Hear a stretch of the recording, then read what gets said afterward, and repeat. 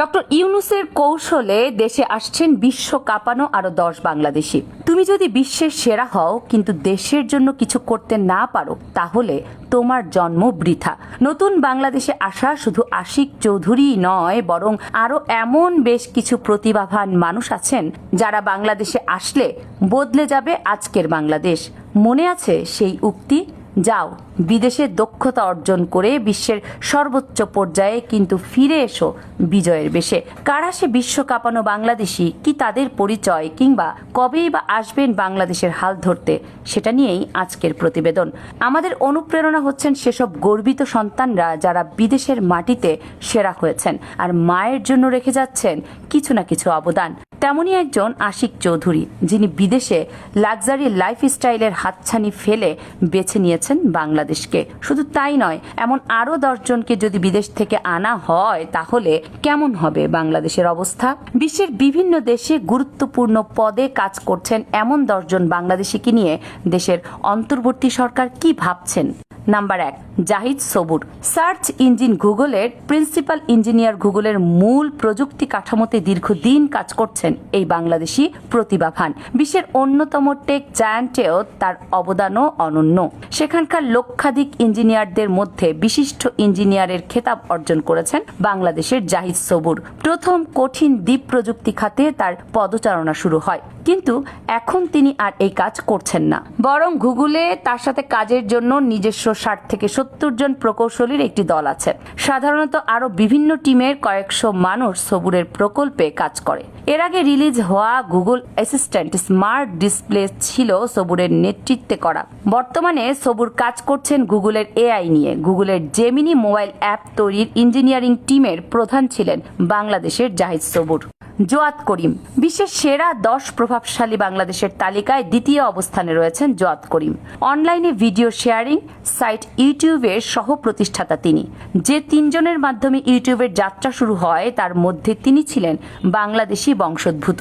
বাংলাদেশি হলেও জার্মানিতে জন্মগ্রহণ করেন তিনি। পরবর্তীতে 1992 সালে পরিবার সহ যুক্তরাষ্ট্রে চলে আসেন তিনি। অনলাইনে পেমেন্ট গেটওয়ে পেপালে কাজ করার সময় 2 জন সহকর্মী চাড হার্লে ও স্টিভ চীনের সঙ্গে মিলে 2005 সালে ভিডিও শেয়ারিং এর ধারণা নিয়ে ইউটিউব প্রতিষ্ঠা করেন তিনি।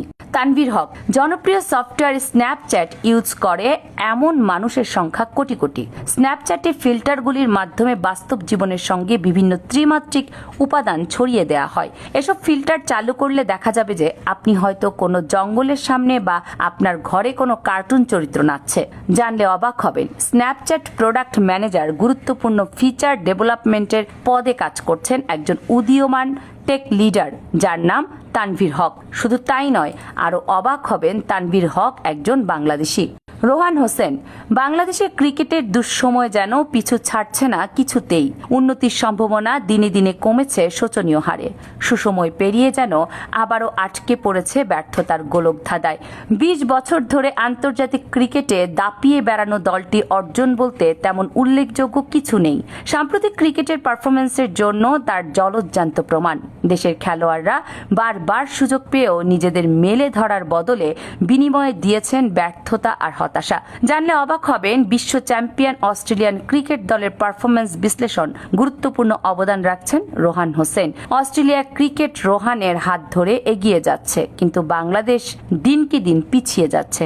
রোহানকে দেশে ফেরাতে পারলেই এগিয়ে যাবে দেশের ভঙ্গুর ক্রিকেট। রুমি আলী। তিনি একজন অর্থনীতিবিদ। তিনি আমেরিকার জেপি মর্গান ব্যাংকের সাবেক ম্যানেজিং ডিরেক্টর। বিশ্বখ্যাত ব্যাংক জেপি মর্গান ও আইএফসিতে কাজ করছেন উচ্চ পদে। বাংলাদেশের প্রতিনিধিত্ব করেছেন আন্তর্জাতিক আর্থিক জগতে। এর আগে 2019 সালের 20 এপ্রিল তাকে চেয়ারম্যান হিসেবে নিয়োগ দেয় বাংলাদেশের এবি ব্যাংক। তিনি চেয়ারম্যান থাকার সময় 2021 সালে নিট মুনাফা বার্ষিক 82% প্রবৃদ্ধির মুখ দেখেছে ব্যাংকটি। সম্প্রতি এবি ব্যাংকের চেয়ারম্যান পদ থেকে পদত্যাগ করেছেন রুমি আলী। তিনি আবারও বিদেশে চলে গেছেন, কারণ গত 3 বছর বোর্ড পরিচালকদের জন্য কঠিন সময় ছিল। শুধুমাত্র ব্যাংকের মূলধন না থাকায় চলে যান তিনি। ডক্টর রাগিব হাসান আমেরিকার university of Alabama associate professor হিসেবে দায়িত্ব পালন করেছেন রাগিব হাসান। গবেষণায় আন্তর্জাতিক খ্যাতি অর্জন করেছেন। তথ্য নিরাপত্তার ভবিষ্যৎ গড়তে কাজ করছেন নিরলসভাবে। তিনি বাংলা উইকিপিডিয়ার জনক। 2005 সালে প্রথম বাংলাদেশী হিসেবে উইকিপিডিয়ার প্রশাসক হন রাগিব। 2004 সালে যুক্তরাষ্ট্রের ইউনিভার্সিটি অব ইলিনয় পিএইচডি করার সময় বাংলাদেশের তরুণ রাগিব হাসান উইকিপিডিয়ার খোঁজ পান, তবে সেটি ইংরেজি ভাষায়। এর সঙ্গে বাংলা ভাষায় উইকিপিডিয়া সমৃদ্ধ করার কাজ করেন রাগিব। এখন তিনি ব্যস্ত অনলাইনে মাধ্যমিক ও উচ্চশিক্ষা দেওয়ার কাজে। তার শিক্ষক.com এর মধ্যে পেয়েছে গুগলের পুরস্কার। সালমান খান এমআইটি ও হার্ভার্ডের এই বাংলাদেশি বংশোদ্ভূত শিক্ষক বিশ্বব্যাপী শিক্ষার সংজ্ঞাই পাল্টে দিয়েছে আজ। খান একাডেমিতে লাখো শিক্ষার্থী ফ্রি পড়ছে, বাংলাদেশও বাদ নেই। 2006 সালে প্রতিষ্ঠিত শিক্ষামূলক ওয়েবসাইট খান একাডেমিতে রয়েছে হাজার হাজার রিসোর্স, আর এটি প্রতিষ্ঠা করেন বাংলাদেশি বংশোদ্ভূত সালমান খান। সেরা 10 প্রভাবশালী বাংলাদেশির তালিকায় তিনি রয়েছেন 4র্থ অবস্থানে। খান একাডেমির ওয়েবসাইটে রয়েছে 1 লাখেরও বেশি অনুশীলনী, 4000-এরও বেশি মাইক্রো লেকচার। বিনামূল্যে এই সাইট থেকে বিশ্বের যে কোনো পড়াশোনা করতে পারেন। এমন আরও অনেকে আছেন যাদেরকে দেশে ফেরাতে পারলে বাংলাদেশ এগিয়ে যাবে অনেক দূর। গল্পটা যদি এমন হয়, তুমি যদি তোমার সর্বোচ্চ দাও দেশের জন্য, তবে আমার বাংলাদেশ হবে বিশ্বের সেরা। তুমি হতে পারো পরবর্তী হামজা চৌধুরী কিংবা আশিক চৌধুরী। তাই বাংলাদেশের কল্যাণে এমন প্রতিভাবান মানুষগুলো কেন বাংলাদেশে আসছে না, কিংবা তাদের বাংলাদেশে ফিরিয়ে আনতে বাংলাদেশের সরকার আদৌ কি কোনো পদক্ষেপ নিয়েছে?